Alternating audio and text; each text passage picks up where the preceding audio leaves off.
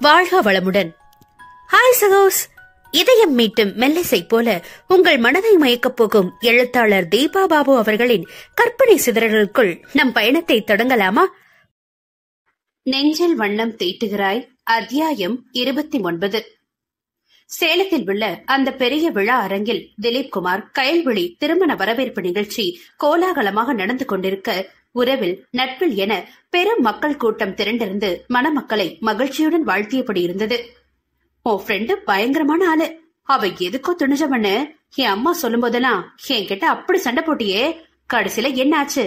அவங்க சொன்னது போலவே ரொம்ப விவரமா எவ்வளவு பெரிய போலீஸ்காரனையே சுலபமா கைக்குள்ள வளைச்சு போட்டுக்கிட்டா பாரு. தந்தையின் மறைவிற்கு பின்னே பெரிதும் சிக்கலாகி தனிமையில் நொந்து கிடந்த தோழியின் வாழ்வு நல்லதொரு மனிதரின் துணையோடு நேராகி போனதில் மிகவும் நெகிழ்ச்சி அடைந்து மலர்ந்த முகத்துடன் தன்னவனோடு அளவலாவிக் கொண்டிருப்பவளை ஆசையுடன் பார்த்திருந்த வித்யா கணவனின் விஷம பேச்சில் மெல்ல முகம் மாறினாள். உள்ளுக்குள் கிளர்ந்து எழுந்ததை சிரமப்பட்டு அடக்கியவாறு தன் கையில் இருந்த பிள்ளையை இறுக்கிக் கொண்டாள் அவள். என்ன, ஒண்ணுமே சொல்லல? இந்நேரம் ஏதாவது அவளுக்குன்னு பக்காலத்து வாங்க கிளம்பிருப்பிய நீ என நக்கலாக கேட்டான் ராகுல். இதழ்களை லேசாக வளைத்து கசப்புடன் முருவளித்தவள், இப்பதான் அவளுக்குன்னு ஒரு நல்ல மனுஷன் கிடைச்சிட்டாருன்னு சந்தோஷப்பட்ட என் மனச நமக்கு இப்படி ஒரு கீழான புத்தியுள்ள மனுஷன் கிடைச்சிட்டாருன்னு வருத்தப்பட வச்சிடாதீங்க என்றாள் நெற்றி அடியாக. வித்யா என்ற கோபமாக அதட்டினான் அவன். சத்தம் போடாதீங்க, பெரிய பெரிய ஆளுங்கள்லாம் வராங்க.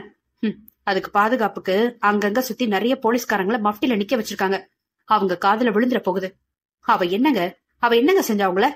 நமக்கு கல்யாணமான புதுசுல கூட பிறக்காத அண்ணனா நினைச்சு உங்ககிட்ட ஆசையா பேச வரவள அப்படி முகத்தை காமிச்சு தள்ளி நிறுத்துவீங்கல்ல? அது அவளுக்கு அவ்வளவு கஷ்டமா இருந்தாலும் எல்லாத்தையும் விழுங்கிக்கிட்டு உங்களுக்கு பிடிக்கலன்னு தானா ஒதுங்கிக்கிட்டா. தனக்குன்னு வர்ற எந்த ஒரு பிரச்சனையையும் நம்மள தொந்தரவு செய்யாம தனி ஒரு ஆளா சமாளிக்கிறவ தன்னை மீறி போறதுக்கு மட்டும்தான் நம்மளோட உதவியை நாடுவா. அதையுமே நீங்க விரும்ப மாட்டீங்கன்னு வேற வழி இல்லாம கேட்டுட்டு அத்தனை தவிச்சு போவா தெரியுமா? அவளை பத்தி ஊர்ல யார் யாரோ எப்படியோ பேசி போகட்டும், ஆனா உங்க அம்மாவோட புத்திய மண்டையில ஏத்திக்கிட்டு நீங்களும் இப்படி பேசாதீங்க. எந்த இடத்துலயும் என்ன விட்டு கொடுக்காதவர்னு உங்க மேல ரொம்ப மரியாதை வச்சிருக்கேன். அதை தயவு செஞ்சு நீங்களே இறக்கி விட்டுடாதீங்க. படப்படன்னு மனசுல எதையும் வச்சுக்காம பளிச்சுன்னு பேசிடுவாளே தவிர சொக்க தங்கங்க அவ. பருவ வயசெல்லாம் போய் 29 வயசுலதான் ஒருத்தனை வளைச்சு போடணும்னு அவளுக்கு என்ன அவசியம் இருக்கு? அவளோட நல்ல குணத்தை புரிஞ்சுக்கிட்டுதான் டிஎஸ்பி அவளை விரும்பி கல்யாணம் செஞ்சிருக்காரு. தங்கிட்ட வர வழக்கையே அக்கு வேற ஆணி வேற அலசி ஆராய்ஞ்சு விஷயத்த கண்டுபிடிக்கிற போலீஸ்காரரு தான் வாழ்க்கையே அப்படி சுலபமா யாரோ ஒருத்திக்கிட்ட தூக்கி கொடுத்துருவாரா? ஏளனமாக கேட்டவள், இனிமேலாவது அவளை மரியாதையோட பார்த்து பேசி பழகுங்க. நீங்க யானைக்கு ஒரு காலம் வந்தா பூனைக்கு ஒரு காலம் வரணும் சும்மாவா சொல்லிருக்காங்க? நீங்களும் உங்க அம்மாவும் அவளை எத்தனை தூரம் துச்சமா பாத்தீங்க. இன்னைக்கு நமக்கே ஒரு உதவினா அவளை தேடி போற நிலைமைக்கு கடவுள் மாத்தி வச்சுட்டார்ல. சரி விடுங்க, இதுக்கு மேல நான் எதுவும் பேச விரும்பல என்று முடித்துக் கொண்டாள் வித்யா. விழாவிற்கு வந்து இருந்தவர்களிடம் கயலையும் கார்வையும் மனைவி மகள் என்றே திலீப் அறிமுகப்படுத்தினான். மக்களிடையே எழும் சலசலப்பை தவிர்க்க வேண்டி பத்திரிகை வைக்க சென்ற பொழுதை அவளின் சகோதரி மகள் அவர்கள் இறந்து விட்டதால் தன் பொறுப்பில் வளர்த்துகிறாள் என்று சொல்லி வைத்திருந்தான்.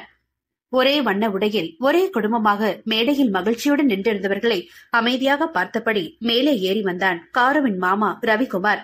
அவனை அருகில் கண்டதும் மலர்ந்த புன்னகையுடன் வரவேற்று சற்று தள்ளி மேகாவிடம் வளவளத்துக் கொண்டிருந்த சிறுமியை அழைத்தாள் கயல்விழி.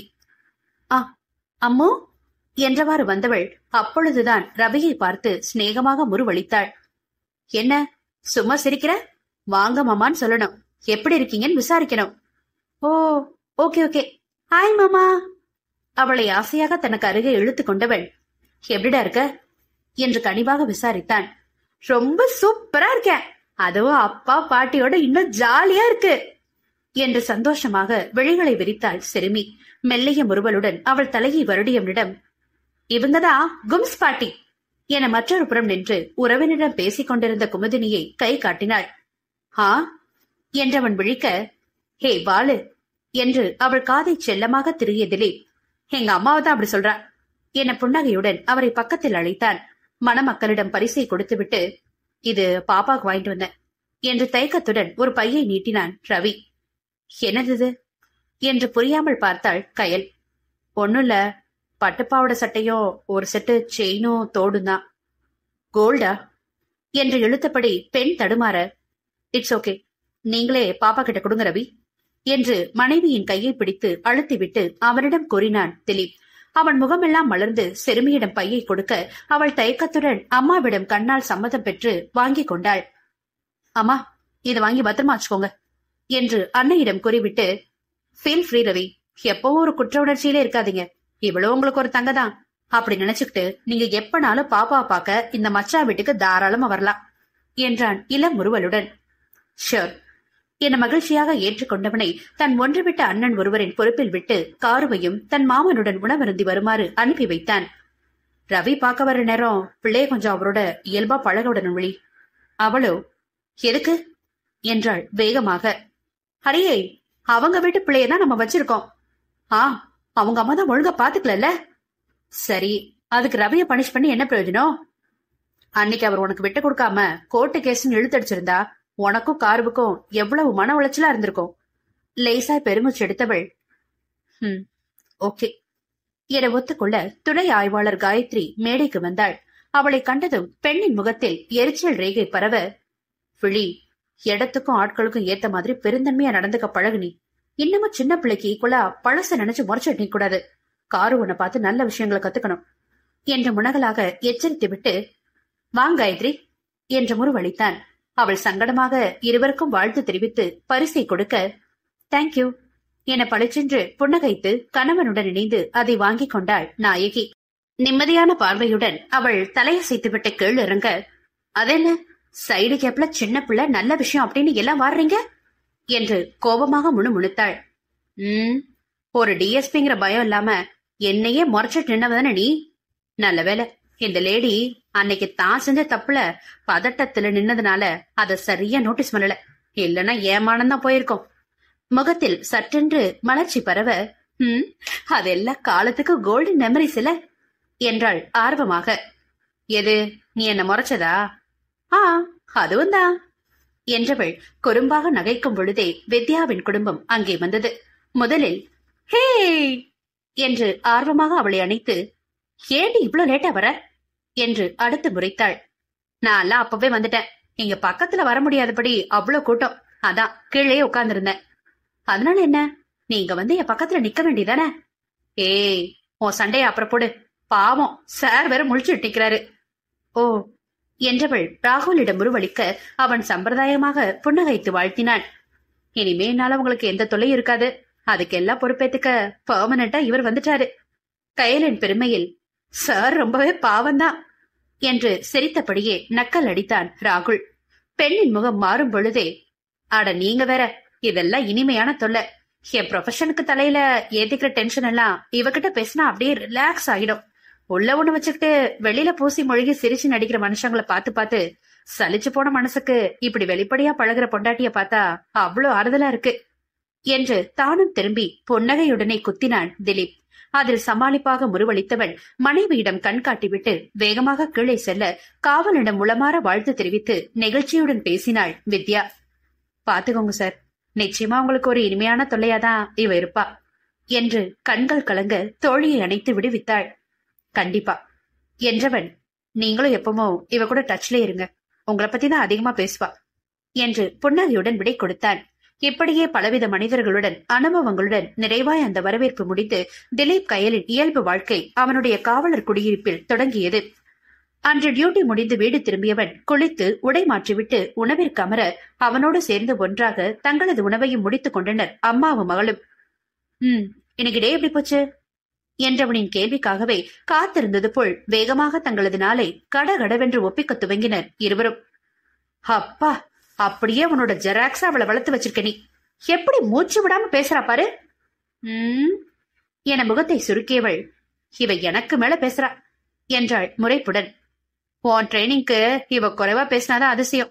அவன் கேலியாக சிரிக்க, சும்மா போபர ஓட்டாதீங்க, எனக்கு வேற வேலையில பாருங்க என்று உதட்டை சுழித்தாள். இதுல அம்மாவோட ட்ரைனிங்ல எதுவுமே இல்லப்பா, இவங்க பேச்சு சமாளிக்க பேசி பேசியே எனக்கும் தன்னால பேச வந்துடுச்சு அடி என்று சிறுமியின் தலையில் பெண் கொட்ட, ஆ என தலையை தேய்த்தபடி அவளை முறைத்தாள் காரு. ஏய், இப்படி தலையிலெல்லாம் அடிச்சு பேசாது நீ என்று மனைவியை அதட்டிவிட்டு சின்னவளின் தலையை திலீப் தேய்த்துவிட அவனிடம் சலுகையுடன் சாய்ந்து கொண்டாள் காரு. அதற்குள் குமுதனிடமிருந்து காணொளி அழைப்பு வர அதில் பிஸியானார்கள் அவர்கள். நடுநிசையை நெருங்கும் நேரம் வழக்கமான அவர்களின் தனிமையை தனி அறையில் கொண்டாடிவிட்டு கலைத்திருந்த நேரம் தன் சந்தேகத்தை கேட்டாள் கயல்விழி. அன்னைக்கே உங்ககிட்ட கேட்கணும்னு நினைச்சேன். வேகமாக தன் மார்பில் கையொன்றி பேச்சை துவக்குபவளின் கண்ணம் கிள்ளியவன், என்ன என்று விசாரித்தான். உங்களோட போஸ்டிங்க்கு தான் தனி வீடா இவ்வளவு பெரிய வீட்டை குவார்டர்ஸா கொடுக்கறாங்கல்ல, அப்புறம் ஏன் அபி அந்த அபார்ட்மெண்ட்ல குடியிருக்காங்க? கருணா எங்க போஸ்டிங்ல இல்ல விழி, சவுத்ல இருக்கான். அபியோட பேரண்ட்ஸ் அந்த அபார்ட்மெண்ட்ல தான் இருக்காங்க. மேரேஜ் ஆகி 3 வருஷம் ஆகியோ குழந்தை இல்லைன்னு ட்ரீட்மெண்ட்ல இருக்கா அவ. சோ அவனோட ஒர்க்குக்கு ஒவ்வொன்னும் தான் பொண்டாட்டிக்கு பார்த்து செய்ய முடியாதுன்னு மாமியார் பொறுப்புல விட்டுருக்கான். இப்பதான் கொஞ்சம் சக்சஸ் ரேட் தெரிய மாதிரி இருக்குன்னு போன வாரம் சொல்லிட்டு இருந்தான். ஓ, அதனாலதான் அவங்க வந்த உடனே கிளம்பிட்டாங்களா? ஆமா, கிட்டத்தட்ட பெட் ரெஸ்ட்ல இருக்கணும்ன்ற மாதிரி டாக்டர் சொல்லிருக்காங்க. நம்மள ஒரு நாள் வீட்டுக்கு விருந்து கூப்பிட்டுருக்கா. சேச்ச, அவங்களையே தொந்தரவு செஞ்சுக்கிட்டு என ஆட்சேபம் தெரிவித்தாள் மனைவி. ஹே லூசு, அவ எந்த வேலையும் செய்ய போறதில்ல, எல்லாம் ஹோட்டல் தான். ஒரு கெட் டுகெதர் மாதிரி மீட் பண்ணலான்னு கருணாவும் சொல்லிட்டு இருந்தான். அப்போ ஓகே என்றவள் வேகமாக ஒத்துக்கொள்ள அவளை தன்னோடு இழுத்து ஆர்வமாய் இதழ் பதித்தான் கணவன். நாம எப்போ பேபி, நம்ம பேபிக்கு பிளான் பண்ணலாம். ஆல்ரெடி அதைத்தானே நம்ம செஞ்சிட்டு இருக்கோம், அப்புறம் என்ன தனியா ஒரு பிளானிங் வேற என்று அவனிடம் செல்லமாக நொடித்தாள் அவள். நட்புகள் எல்லாரும் நம்ம சேனலை மறக்காம சப்ஸ்கிரைப் பண்ணுங்க. கதையை கேளுங்க, லைக் பண்ணுங்க, கமெண்ட் பண்ணுங்க, பிடிச்சவங்க ஷேர் பண்ணுங்க. நன்றி.